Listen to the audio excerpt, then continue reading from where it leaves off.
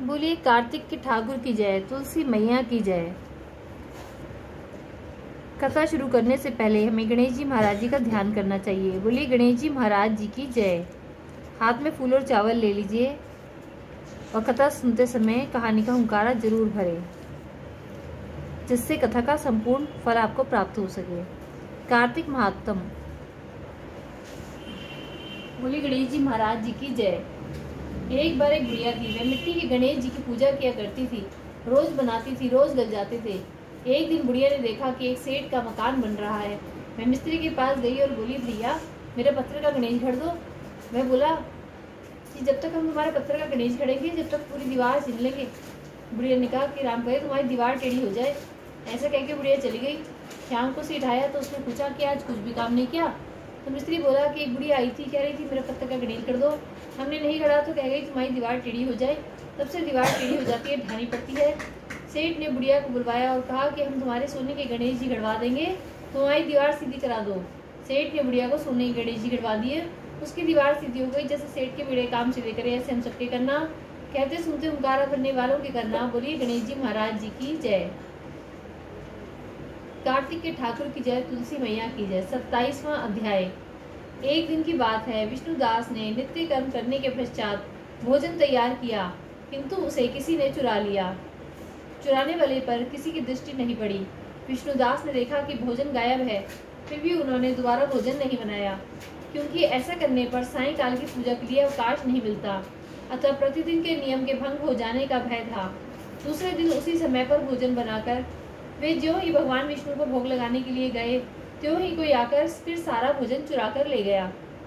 इस प्रकार लगातार 7 दिनों तक कोई आकर उनके भोजन को अपहरण करता रहा। इससे विष्णुदास को बड़ा विस्मय हुआ। वे मन ही मन इस प्रकार विचार करने लगे कि अहो, यह कौन प्रतिदिन आकर मेरी रसोई चुरा ले जाता है। कोई सा भी पाक बनाकर मैं तुरंत भोजन तो नहीं करूंगा, क्योंकि जब तक सारी सामग्री भगवान विष्णु को निवेदन न कर लूं, तब तक मैं भोजन नहीं करता। प्रतिदिन उपवास करने से मैं इस व्रत की समाप्ति तक जीवित कैसे रह सकूंगा। अच्छा, आज मैं रसोई की भली भांति रक्षा करूंगा। यूं सोचकर भोजन बनाने के पश्चात वे वहीं छिप कर खड़े हो गए। इतने में ही एक चांडाल आता दिखाई दिया, जो रसोई का अन्न हड़प ले जाने को तैयार खड़ा था। भूख के मारे उसका सारा शरीर दुर्बल हो रहा था। मुख पर दीनता छा रही थी।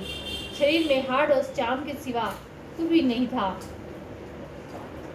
उसे देखकर श्रेष्ठ ब्राह्मण विष्णुदास का हृदय करुणा से व्यथित हो उठा। उन्होंने भोजन लेकर जाते हुए चंडाल पर दृष्टि डाली और कहा कि भैया जरा ठहरो ठहरो, रूखा सूखा क्यों खाते हो, या घी तो ले लो। इस तरह बोलते हुए विप्रवर विष्णुदास को आते देख चंडाल बड़े वेग से भागा और भय से मूर्छित होकर गिर पड़ा। चंडाल को भयभीत और मूर्छित देखकर दुष्श्रेष्ठ विष्णुदास वेग से चलकर उसके पास पहुंचे और करुणावश अपने वस्त्र के किनारे से उसको हवा करने लगे।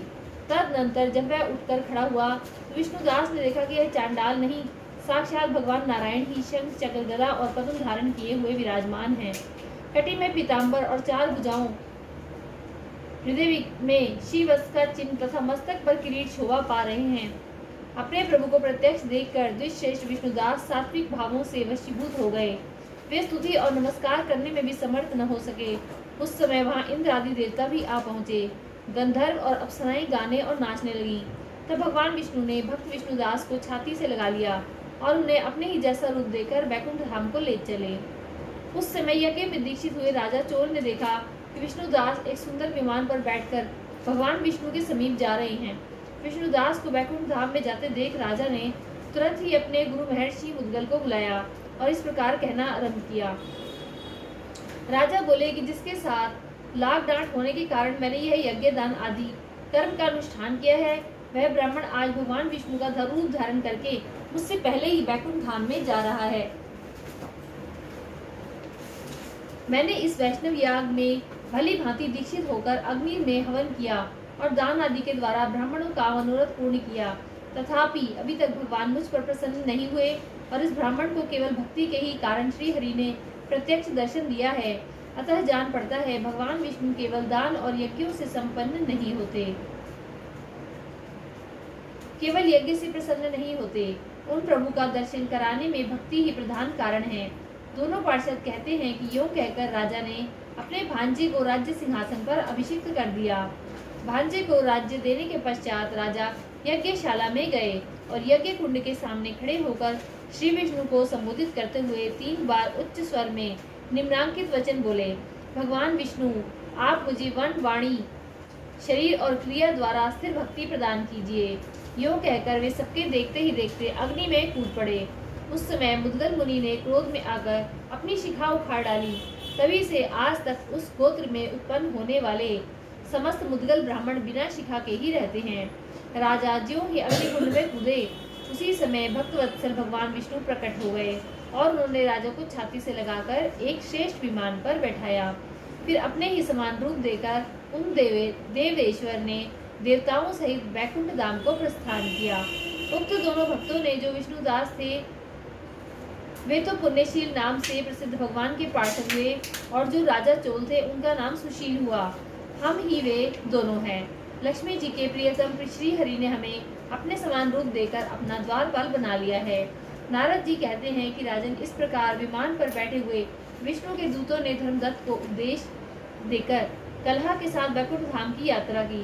तत्पश्चात धर्मदत्त भी पूर्ण विश्वास के साथ उस व्रत में लगे रहे और शरीर का अंत होने पर वे दोनों पत्नियों के साथ वे भगवान के परमधाम को चले गए। जो पुरुष इस प्राचीन इतिहास को सुनता और सुनाता है, वह जगत गुरु भगवान की कृपा से उनका सानिध्य प्राप्त कर जाने वाली उत्तम गति पाता है।